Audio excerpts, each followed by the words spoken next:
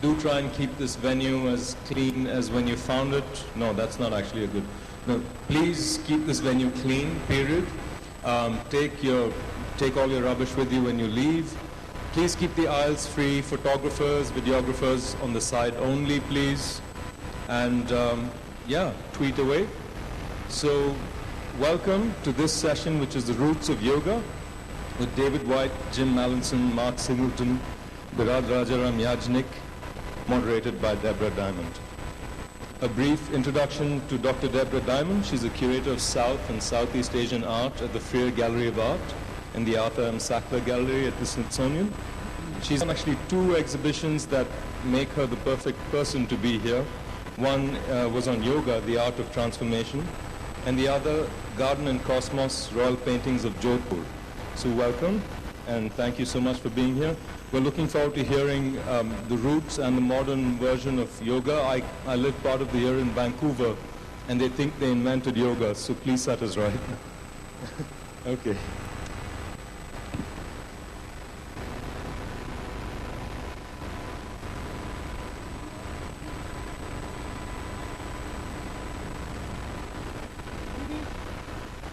Hello. Oh, welcome everybody. Thank you all for coming. We're really happy to be here. There's a really amazing panel here of scholars and practitioners to talk about the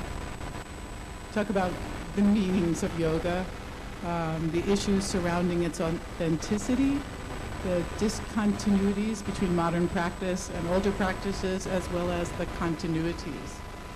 In order to give everyone as much time as possible to speak and you all to ask questions, I thought I'd introduce them all at once, and then they would each speak in turn.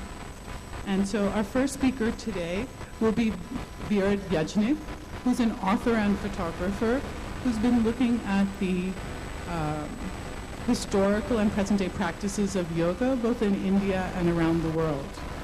And his latest book, The Great Indian Yoga Masters, you'll see here, but is translated into 9 languages.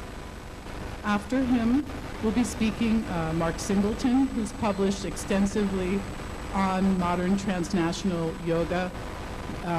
His most recent book, Yoga Body, The Origins of Modern Posture Practice, and this year's book, Gurus of Modern Yoga, sort of have changed our perceptions, actually, of how yoga has transformed in the 20th and 21st centuries. After him, David Gordon White, the author of The Alchemical Body, Kiss of the Yogini, Sinister Yoginis, who's been absolutely formative in rethinking how we understand Tantra and historical Hatha yoga practices, will speak. And our 4th speaker, James Mallinson, who's translated... Can you all still hear? Okay, our 4th speaker, James Mallinson, who's translated sort of innumerable important studies on Hatha yoga, medieval yoga practices as a Sanskritist. He's currently writing a book called Rogue Yogis, and he's here at the Jaipur Festival en route to the Sangam in Allahabad, where he'll become a Mahant. And with that brief introduction, let me introduce again Birad Yajnik. Good afternoon. Can you hear me?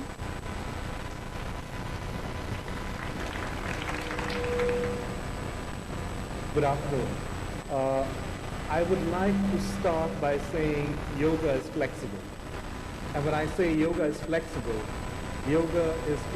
not only in the asana, but yoga is flexible in its form and the way it is adapted around the world. You know, yoga has this great ability to adapt to change.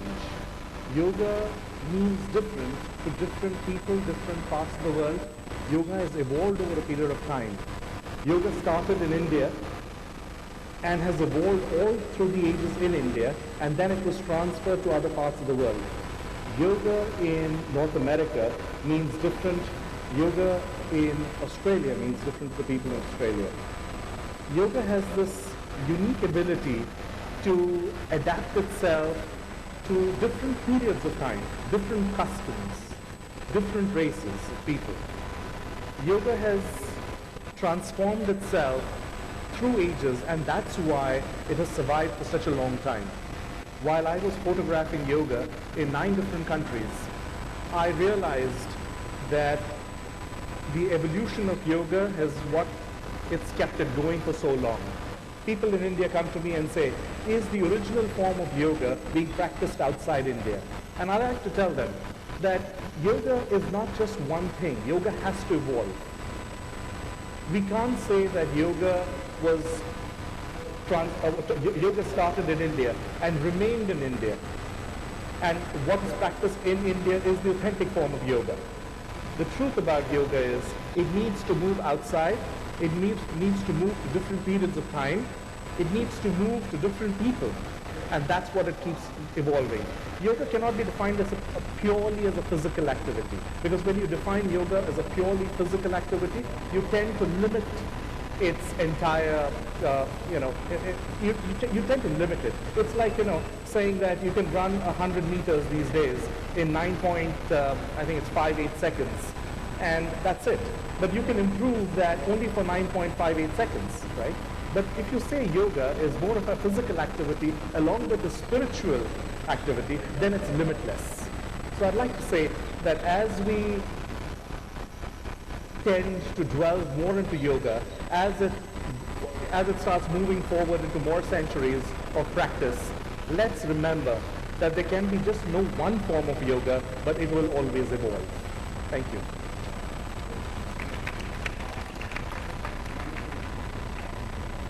Mark, I wonder if you'd want to pick up on that and talk about some of the sort of shifts over time.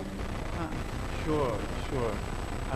So my work has been mainly about a kind of revival in the practice of yoga and the thinking about yoga from the 19th century into the 20th century and up to today. And it seems to me that there was a watershed moment, a time and a place in history where yoga was picked up and where it was reconceived, remodeled, according to often very different ideas. Ideas that are different perhaps to the ones that are found in what you might call traditional yoga or pre-modern yogas, often with a kind of overlap and a kind of continuity, and often with a reference back. So a reference back to particular texts, a reference back to figures from the ancient past and practices from the ancient past, but then overlaid with modern understandings from science, from medicine, from psychology, from notions of the self which characterize modernity. And so what I think is interesting is to follow this evolution, to follow the way that that these forms of practice, all under the rubric of yoga, have changed, and also to ask the question: at what point does that change make this phenomenon no longer yoga? And it seems to me, at least in the sort of the popular modern yoga world, everybody has a line that they won't cross. So they'll say, no, that particular form of yoga, it's just gymnastics, or that particular form of yoga is not yoga. We don't accept that because it's not spiritual enough, or because all they're doing is jumping around, or all they're doing is drinking red wine and eating dark chocolate, which is now a new form of yoga. And so the question then is, do we sort of cut things off? Do we impose a kind of judgment as to what belongs within yoga and what doesn't? And then at that point, the question of what's authentic, what's real yoga becomes quite a difficult one. And there's no doubt that there has been a lot of change, as I've said, particularly perhaps in the way that the person on the street, perhaps in Vancouver or Santa Monica, might understand what it is to do yoga practice. And particularly, as I've argued, the place of asana, postural practice within that view. I think if you were to take away asana, if you were to offer yoga in those environments, in those urban environments in America, and detract asana, or just give people a seated posture, for instance, there'd be something missing. And that's not to say that asana has not been a significant part of yoga tradition. It's just that perhaps the mode of practice and the primacy of the practice, the all-importance of that one particular practice has changed.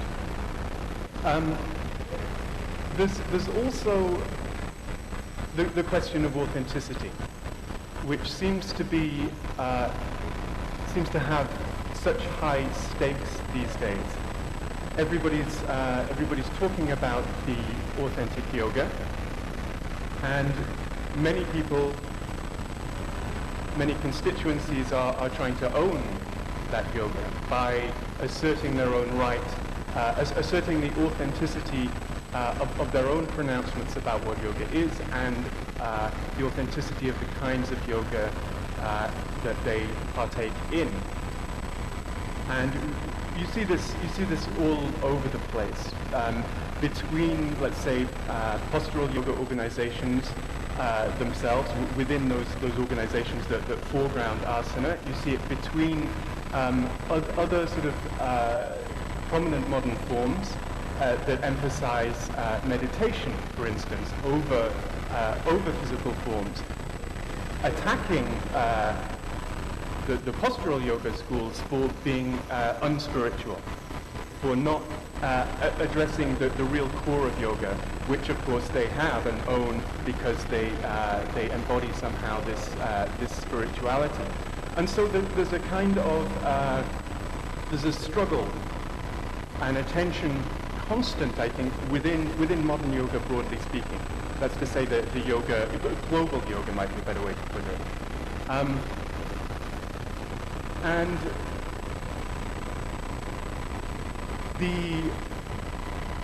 that kind of authenticity is also linked to religious belonging and cultural belonging, and a sense of cultural pride. And so, for instance, the organization, the Hindu American Foundation, has been extremely vocal in asserting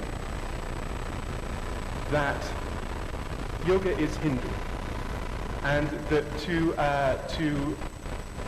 forget that, to leave that to one side, or to not bear that in mind as one evolves yoga practice is not right. That can't be accepted. And so they would be arguing against you, for instance, that yoga can evolve and must evolve in order to survive, and must sort of break boundaries. No, actually, that can't be the case according to them. And they've sort of attacked Yoga Journal, for instance, for, according to them, having a policy of never mentioning the word Hindu. Now, there's one of the prejudices, one of the ideas that's quite difficult to trace that we were chatting about earlier is the sense that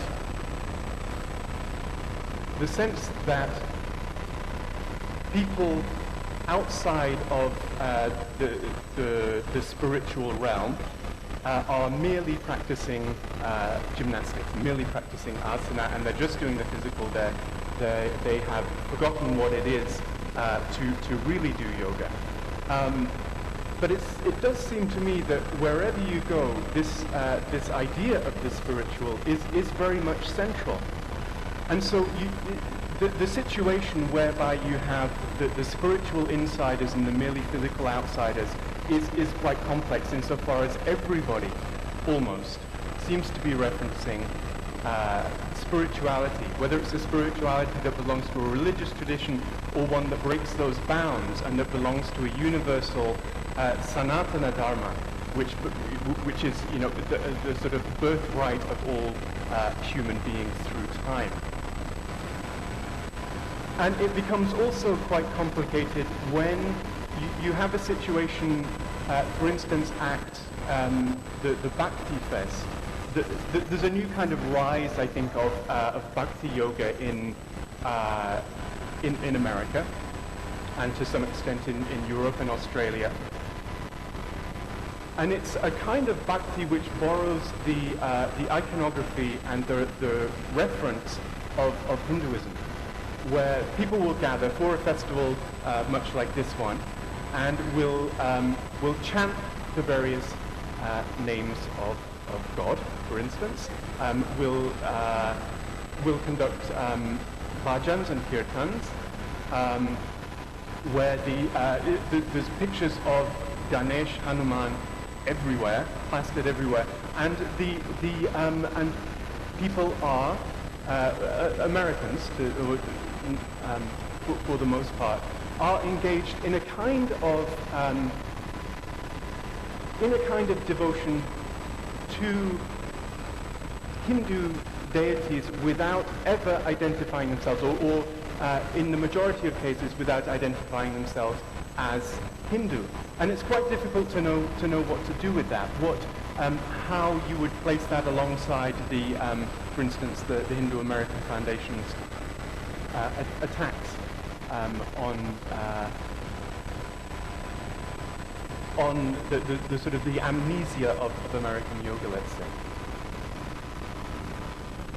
One moment. And so I think rather than the question of authenticity, rather than sort of ask that question and engage in a kind of what I think of as a false debate that I've just been describing, it seems to me that it's far more useful to consider the cultural history of yoga's assimilation into modernity, into Western society, and also the way that yoga has grown and evolved in a kind of tension, in a dialogue, a discussion, and an argument often as to what yoga is. And I think that perspective, by taking that step back, we will have a more productive discussion, I think, about what yoga is and what yoga means. Thank you. Thank you. Whether there is an authentic yoga or not, one of the key texts that's been understood as the canonical text of yoga is the Yoga Sutra, and David White is going to place that in its cultural historical context as the beginning of his talk right now, because it's really useful to think about the text that is so often cited as the arbiter of what yoga really is. I want to preface my remarks by first saying that I'm a flat-footed historian, which means that I study cultural data found mainly in texts to generate a history, in this case of yoga, rather than relying on what people today say was the case in ancient times. So with that, let me say that so often when people argue about authenticity concerning yoga, part of the argument is antiquity. What is the earliest sources that we have for yoga and for the spirituality that undergirds yoga? And there's a number of ways to look at this question. So let's go back to the earliest written sources that actually use the words yoga and yogi. One of those is the Mahabharata. Of course, Krishna talks about yoga and yogis in the Bhagavad Gita. But another parts of the Mahabharata, you have stories about people called yogis and people practicing yoga, and never are these people meditating or sitting in posture. Instead, they're either taking over other people's bodies in hostile takeovers, or they're warriors dying on the battlefield and practicing something called yoga in order to be raised up to heaven, from which they never return. So those are the earliest narrative accounts that we have from the written sources of yoga and yogis. What about prescriptive sources? Well, there's the Bhagavad Gita, in which Krishna talks about the 3 yogas. I'm not going to say a lot about that. He's using that term in a very general way, almost a generic way, to mean practice. Bhakti Yoga, the practice of devotion; Jnana Yoga, the practice of knowing; and Karma Yoga, the practice of doing. So then let's turn to the Yoga Sutra, which is probably from about the same period as both the Mahabharata and the Bhagavad Gita, which is contained in the Mahabharata, which is to say the early centuries of the Common Era. What do we know about the Yoga Sutras? Well, let me start by saying that we might not even be having this conversation had not Swami Vivekananda brought the gospel of Hindu spirituality and the teachings of yoga to the West in the 1898 Parliament of World Religions in Chicago, after which he wrote a book called the Raja Yoga, in which he identified the Yoga Sutras as the manual of Raja Yoga, by which he meant the yoga that he was presenting to mainly the Western world as a perfect marriage of Indian spirituality and Indian science, free of any sort of sectarian overlay. So there's no contestation about, is this Hindu, is this Buddhist, is this Jain, is this Krishnaite, is this Shaivite, and so forth. Now, in the last several decades, it's been an assumption that the Yoga Sutras were, from the time of their composition in the first centuries, sort of the guiding light for all yoga practice, at least the spiritual aspect of yogic practice, in India. And it's interesting because in the decades immediately prior to Vivekananda, it's in this period that we have the earliest translations into English of the Yoga Sutras, the earliest editions being made, compiled from manuscripts of the Yoga Sutras, and the people doing those editions and compilations, they're saying things like, we can't find anyone in India who knows the Yoga Sutras.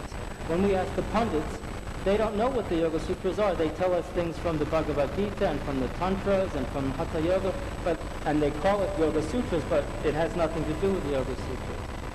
The first European to write about the Yoga Sutras was Henry Thomas Holbrooke. He was one of the early British Orientalists, and he wrote a 6-page study of yoga philosophy in 1823, and in it he calls it a fanatical philosophy, which is interesting because there's nothing fanatical in the Yoga Sutras.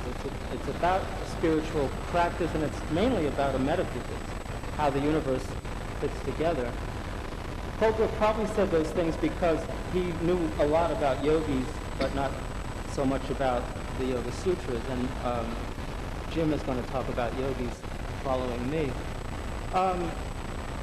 It's interesting because Holbrooke was also the first collector of Indian manuscripts, and the India Office Library collection of manuscripts much of it was Holbrooke's personal collection that he donated when he left India.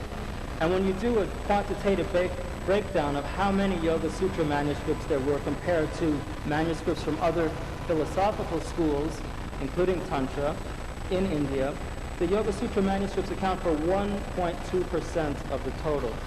Vedanta manuscripts, 40%.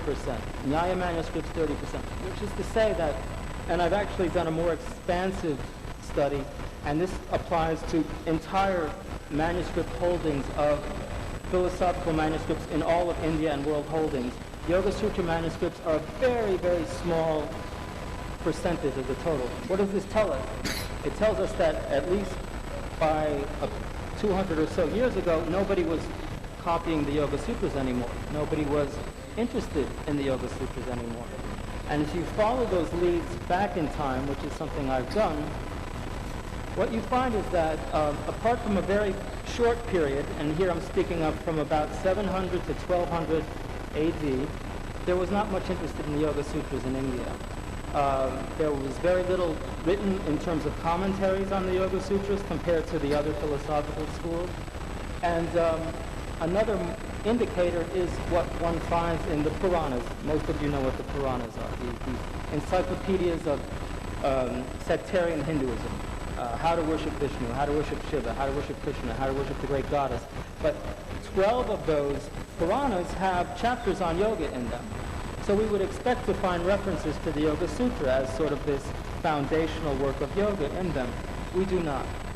In all of those 12 Puranas, there is no mention of the name of, oh, by the way, I haven't told you this, but the author of the Yoga Sutra was Patanjali. So one would expect to find references to Patanjali in these Puranas. He is never named. Other yoga teachers are named, a figure named Hiranyagarbha, some of the teachers of Samkhya, and then several rishis and mythological figures from the ancient past. Patanjali is never mentioned. The Yoga Sutras are never mentioned. The definition of yoga as found in the Yoga Sutras, yoga is chitta-vritti nirodha, yoga is the stoppage of the fluctuations of mind, are never mentioned in the Puranas. The Yoga Sutra metaphysics is never mentioned in the Puranas.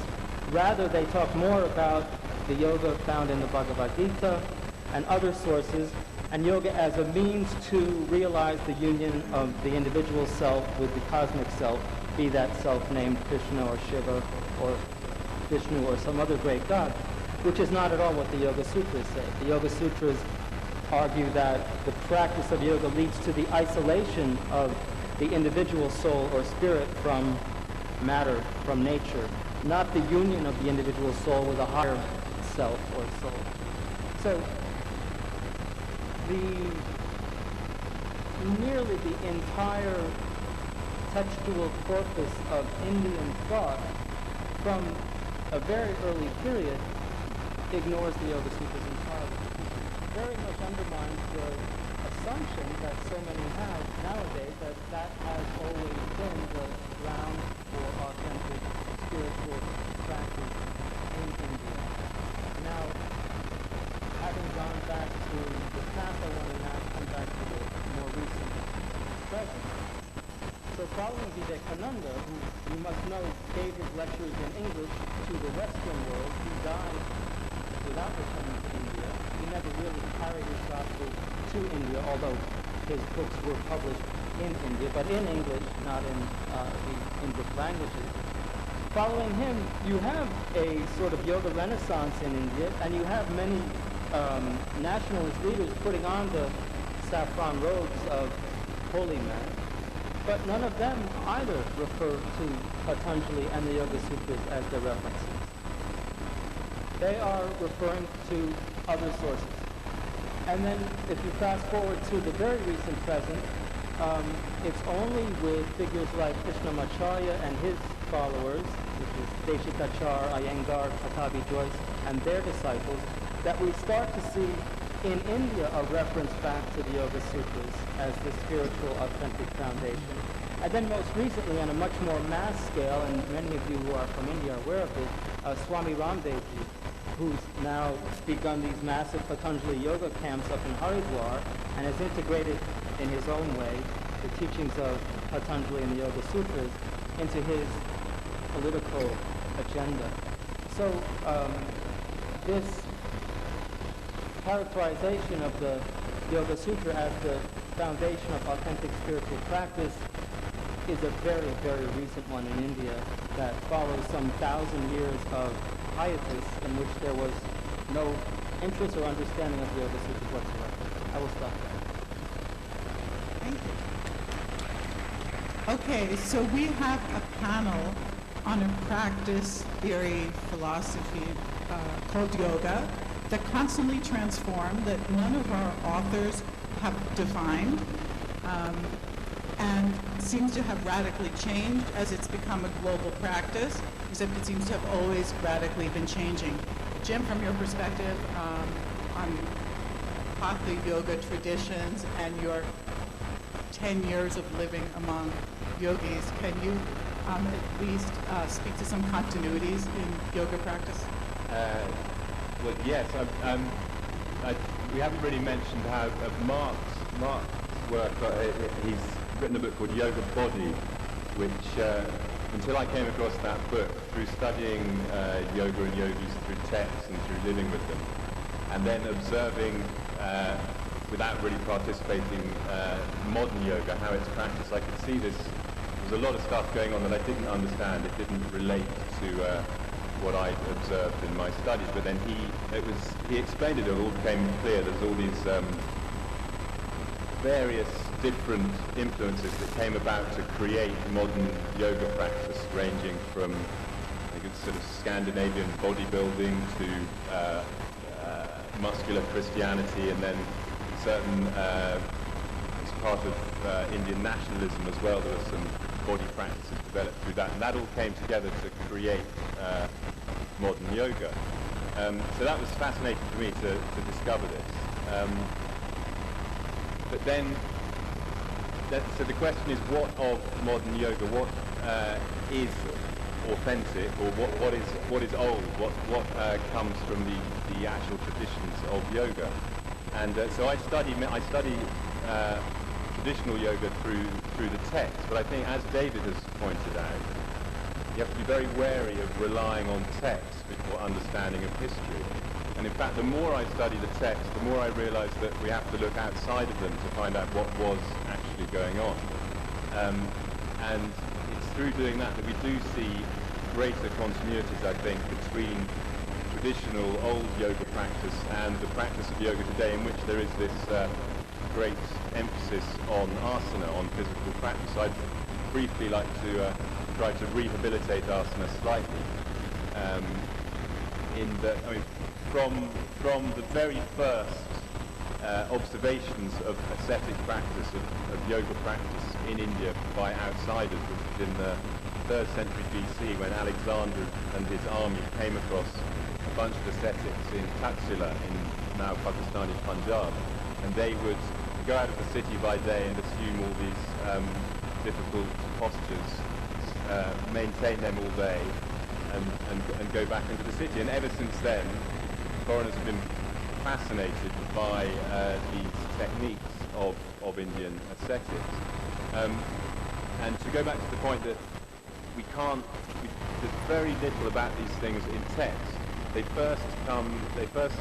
physical practices first get described in early medieval texts from about the 11th century onwards. But prior to that, we get oblique references, for example, in Buddhist texts. The Buddha tries all these rather strange practices, which do then resurface in the Hatha Yoga text. He says, of course, that they're no good and all you need to do is meditate.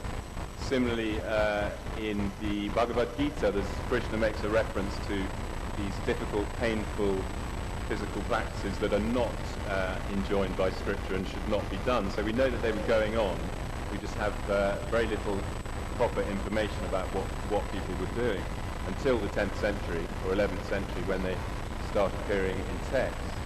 And so there's this, and it's part of my work is trying to understand why these yogis living in the forest or wherever are then bringing their teachings to a wider audience, to the wider world, to non-ascetics, to householders. So there then becomes this tension, because as these practices evolve, the texts say that they're good for you, they're good for the body, they make you supple, they make you stronger.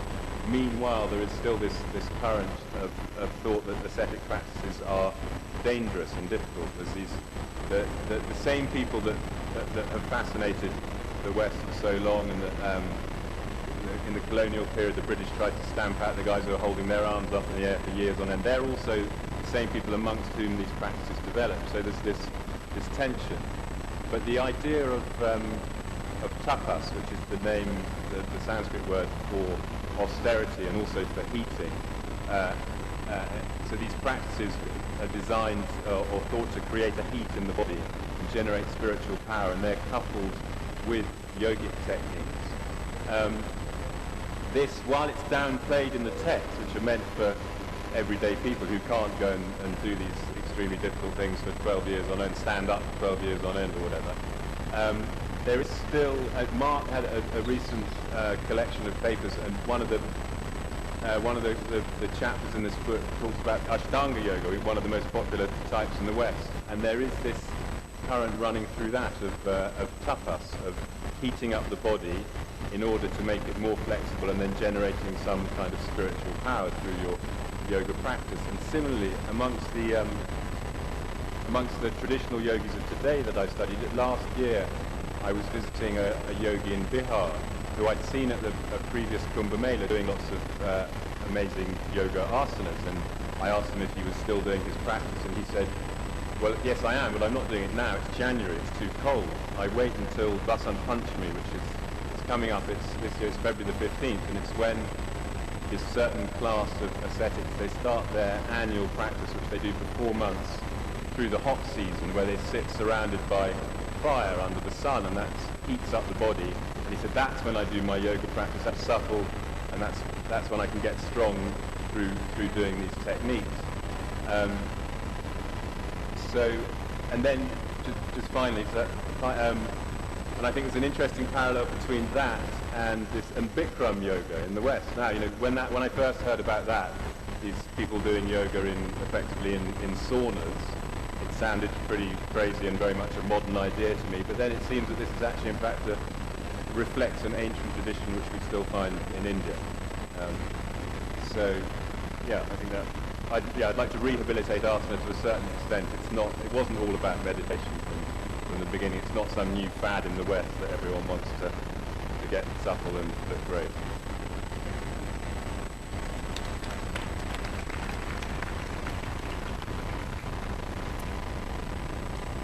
There are a lot of interesting issues, I think, shared by the authors, brief introductions today, including, who has the authority to define yoga, who are the stakeholders, what's the tension between intangible cultural heritage, cultural pride, and who can copyright yoga, as well as what are the connections between past and present practices. But either implicitly or explicitly, each of the authors brought up the transformations or evolutions in yoga in relationship to audience. And so it just seems quite perfect that we would open it up to today's audience to ask questions and continue the conversation. So if you all raise your hands, I'll just call on you. There is someone right there, and with a suit and a tie. Are you raising your hand, or are you Urdhva Bahu? Come, ask the question.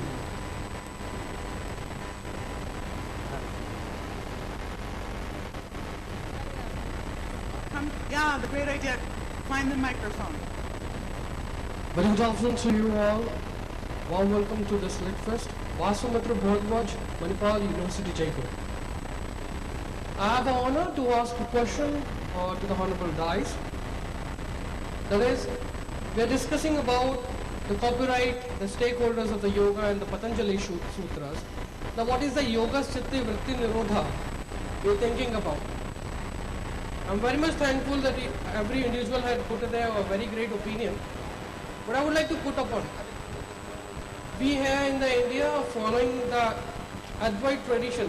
If we are going into the discuss of the yoga and the Yoga Sutra, then we have to slightly connect it to the Advaita Vedanta. It means Indian philosophy. So we follow the traditions of Shankaracharya, if you heard about. Okay, let me just bring that question to one of the authors. I'm coming to the question, ma'am.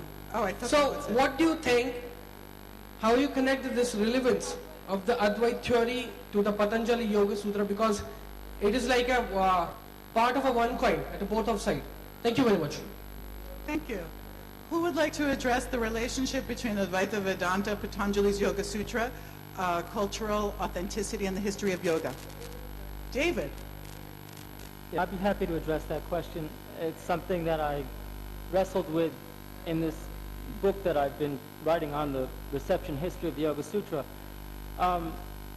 Probably more than any other force in the history of Indian philosophy, it was Advaita Vedanta that sounded the death knell of the Yoga Sutras and its philosophy. The philosophy of the Yoga Sutras is dualist. It's Dvaita. You have a radical separation. This is the goal, to separate spirit from matter. There is no final union of spirit and greater spirit in the Yoga Sutras themselves or in the early commentaries on the Yoga Sutras. However, as you move forward through time, our questioner's point becomes far more relevant, because the later commentaries, as Vedanta became more and more the primary philosophical school of India, the Yoga Sutras came to be interpreted in an Advaita Vedanta mode, such that there are sutras about a being called Ishvara, which one can translate as God. It's probably not the way that Patanjali originally intended the term, nor his early commentators, but using Ishvara as a kind of a handle or a hook, the Advaita Vedanta thinkers read the Yoga Sutras in a non-dualist mode, saying that yes, the goal in fact is to unite Purusha, the individual self or spirit, with the Ishvara, the universal self or spirit. And through that, the relevance and the distinctiveness of the Yoga Sutras were for all intents and purposes lost, and there were no commentaries written after the 16th century due to that fact, I would argue. I'll take another, well, they'll take another, yes. Thank you very much, ma'am. Thank you, sir. Thank you. Very close to you. Is there another question from the audience? Yeah, very close to you. May I? Oh, yeah. It's part of it's to David and rest to the all. This is Nitin, a psycho-spiritual counselor working on internationally on psycho-spiritual counseling. Basically, the tradition was Shruti. It was heard and taken forward. So did you take into account when you were talking about the Yoga Sutra? Did you take into account what could have been the Shruti part? Did you talk to some of the Iyengar people, etc., etc.? One part. And the second part of the question is that even what you were talking about, Advait to Dvait. It says that the Dvait is the footstep towards Advait. First Strat, then Dvait, then Advait. So, did you take into account Upanishads? Because loads of Yoga Sutras are interpret a bit into philosophical way, like Ishavasat speaks a wee bit of Yoga Sutra in a very different language. So did you try to seep in things from Yoga Sutra, from the Upanishad parts, and the Shruti, and the final to everyone, whoever wants to answer that? What about the Chinese Tai Chi and the martial art systems? Because they're very similar. They intrigue me a lot. They're very similar to the yoga patterns. So did you find any connect between them? Thank you. If any of the authors would like to address just one of those, because they're great questions, but we need a separate festival for them all, either on sectarian lineage traditions and oral knowledge, or like there was a lot. Well, I could just make a quick point about the texts that I study in particular from the sort of 11th to 15th century, which are on Hatha Yoga. That's the dawn of Hatha Yoga in a textual form. And they explicitly say that it doesn't matter what you believe, what your philosophy is, as long as you do your practice in good faith, you will achieve your goal. And that it specifically says you can be a Karpalika, one of these skull bearers, you can be a Vedantin, you can be a Charvaka, a materialist. It doesn't matter what you believe in, or even if you believe in nothing, that by doing a yoga practice you will get liberated. So it's almost anti-philosophical, I'd say, in that respect.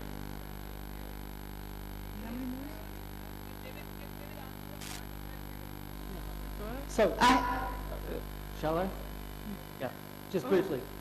The Yoga Sutras were not taken to be Shruti, revelation.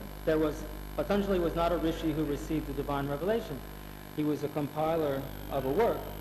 And in fact, it was probably on that basis that he is censored to some extent from the Puranas and the Smriti literature, is because he did not have that Shruti lineage. Whereas Hiranyagarbha appears to have had such a lineage, so he becomes the sort of yoga rishi of preference in the Puranas and the Smriti literature. So this issue of Patanjali being a receiver of a divine revelation, that's a very modern theory. It's not present in any of the literature prior to the 20th century, to my knowledge. I have a question. Over here.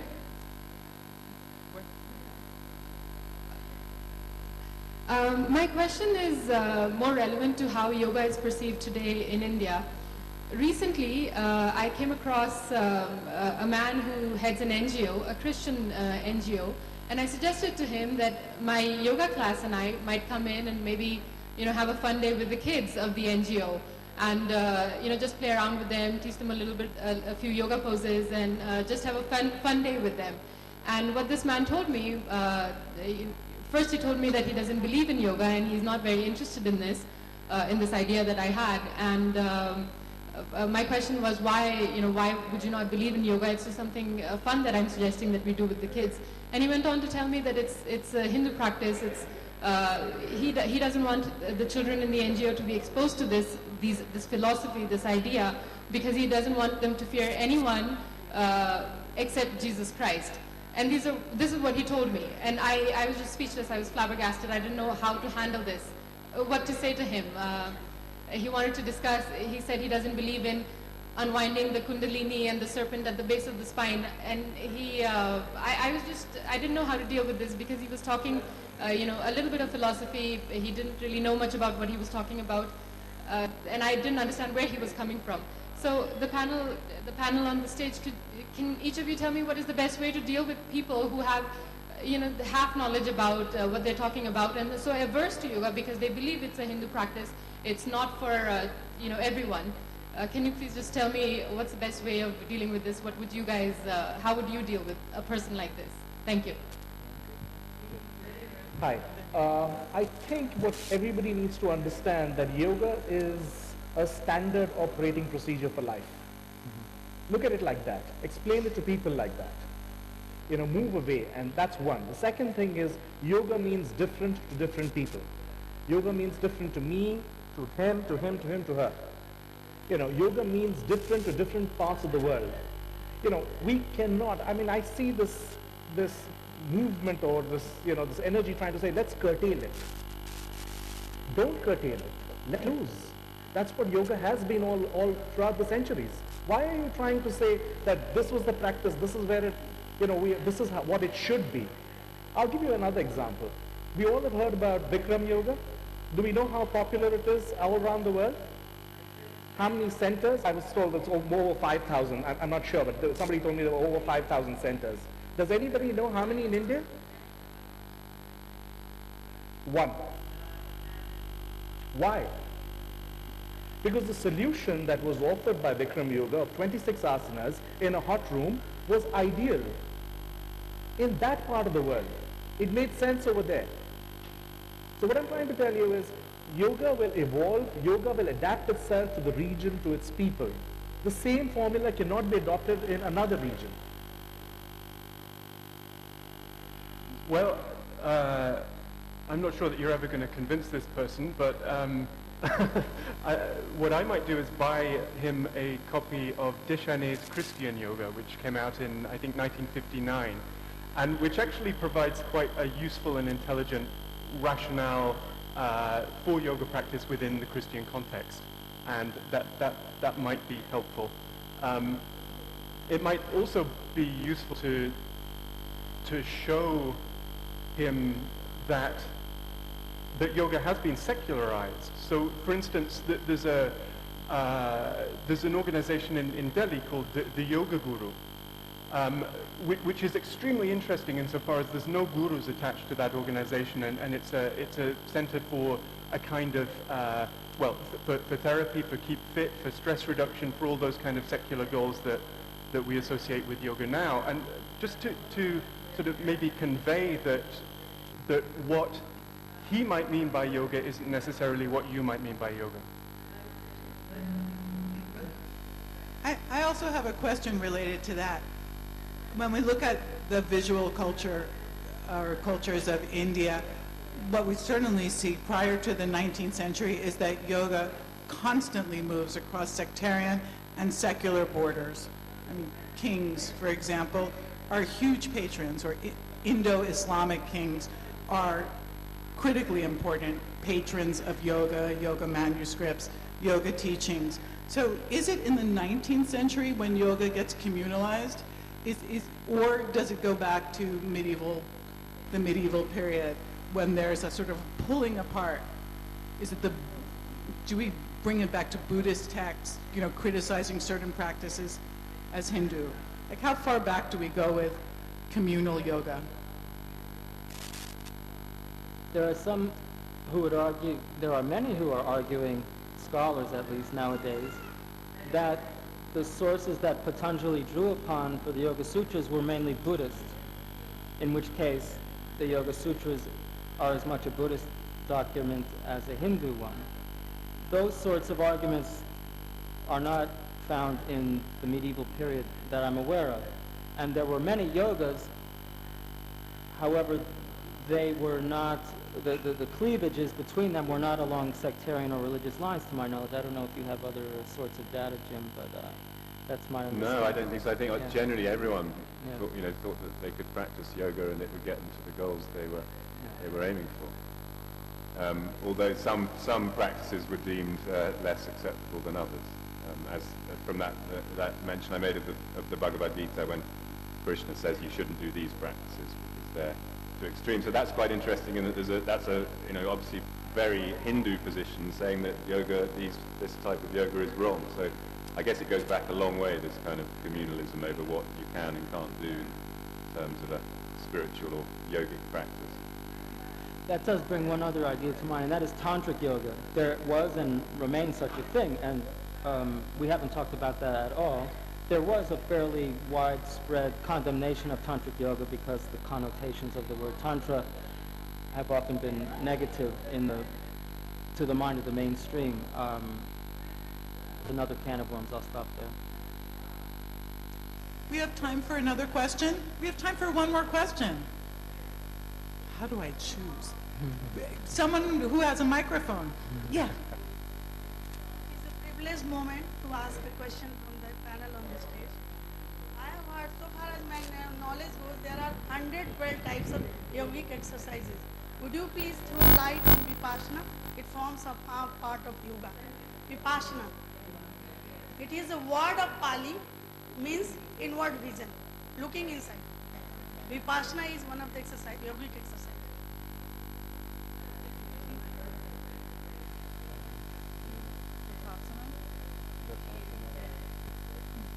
We're all being silent. Well, next question. It's also a modern movement, right? Stemming from a modern meditation tradition from Myanmar, from Burma, that was developed. At least the way that the term is most popularly used is, I think, to denote a system developed by U Ba Khin, I think is his name. A great meditation teacher in whose lineage is S.N. Goenka, who has many, many centers around India and around the world. And it describes a particular kind of practice, a technique of practice where you start with mindfulness through the body, from the toes to the crown of the head, and various other sort of mindful exercises over the course of 10 days in a retreat where you sit for intensive periods of, I think, up to sort of 14 hours a day.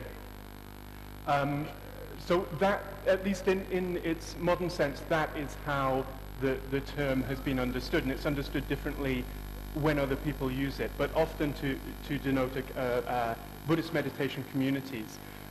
Some have been critical of the claims that Vipassana makes. There's a scholar called Scharf, I think it's Peter Scharf, who says that, well, actually this is not reflective of an earlier Buddhist tradition, but reflects a kind of enlightenment fascination with personal experience and personal transformation and the enlightenment of the self. I don't know, I can't really speak to the validity of that argument, but it at least in the way that it's used now, it seems to designate this modern meditation movement that's very popular. However, with all respect to Peter Scharf, there was a Buddhist tradition of mindfulness meditation that's nearly as old as the Yoga Sutras and the Bhagavad Gita, which was called Vipassana, or Vipassana in Sanskrit, and it was very much, it seems to be that what Goenka has been teaching is very much inspired by that. But that was a Buddhist tradition originally. If someone has the microphone. Yes, hello. Hi, my name is Jatin Modi. I have a question for the panel. Recently, my friends and I, we were discussing, some of the various forms of yoga which have come up across the world. And it was very interesting to see that there are some very exciting forms of yoga like Doga, which is yoga for dogs, Broga, which is yoga for brothers, and I heard someone is planning to start a yoga class called Joga, which you can, as you can guess, is yoga for joggers. So I was wondering how, talking about the roots of yoga, how does the panel view this extreme opposite side of yoga that we're actually moving to? But make sure that your answer is in 5 words or less, because we just wanted your instant reaction to it. That's it. Thank you. Commercialization. Yeah. She took my word away. It's commoditization, commercialization. But what I'd like to point out over here is evolution happens sometimes. So you might grow a 6th finger in evolution. And what happens is when you don't meet that 6th finger, it'll drop off. And that's what's going to happen to those. 5 words. Dogs need yoga too. 4 words. You can't stop progress. Whatever floats your boat.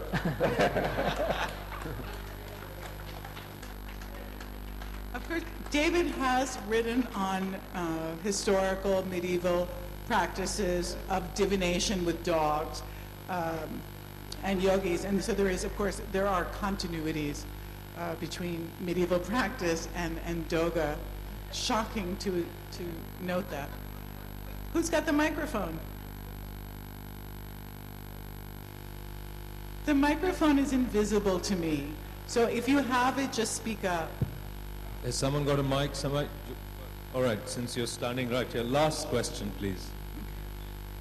Sorry if I missed hearing. I would like somebody to explain the actual Sanskrit meaning of the word yoga. Could you please translate that word yoga into English for me? Thank you. Hey, who would like to take on the actual meaning of the Sanskrit words of yoga in 2 minutes, if possible? It's one of the longest definitions in the Sanskrit English dictionary because it can mean anything from application, use, to stratagem, to magic, to taking over other people's bodies. It cannot be defined because there are so many definitions of it. It's an all-purpose word. It's linked to the English word yoke, to put a yoke on an animal. So anytime you apply yourself to something, that's a form of yoga. That's an oversimple answer, but that's about as well as one can do, I think. I mean, I can try and give you a little more, I've attempted this a few times and I've always failed, but what I'm trying to say is, how do you measure yoga? Have you thought about that? And if my answer to that always has been, if you want to measure yoga, find out how many seconds you take to sleep once you put your head on the pillow.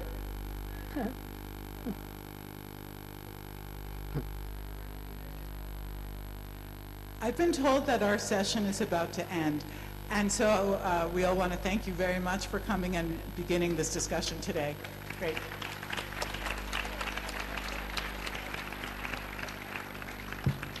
Thank you so much, Debra, for leading this wonderful discussion. And as a small thanks to all of you, again, we have some suitably diaphanous scarves for you to wear. Please. Ladies and gentlemen, please, another big hand for our speakers.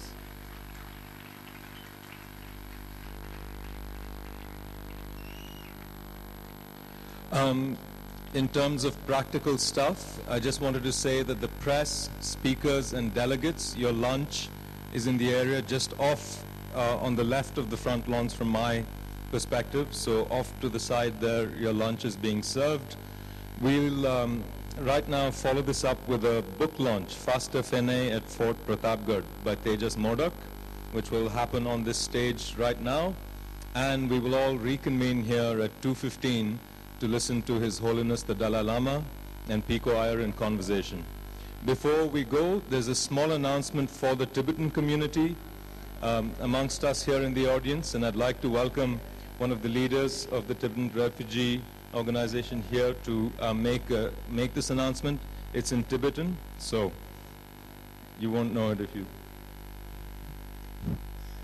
Dinama Niasa Shuya Jelea, Unzo Pova Shabjakan Shubke Machuku Narona, Disung Liga, Disung Leguna Kadrome, Yene, Kuki Exane Kadrome, Sundu, and Dikala, Tare, Chije Minajanya, Unzo Mid Mashuronas, Disung Toje, Se Maperonas, Unzo Dinde, Dinango Chata, Rini should have the intimate Maperona.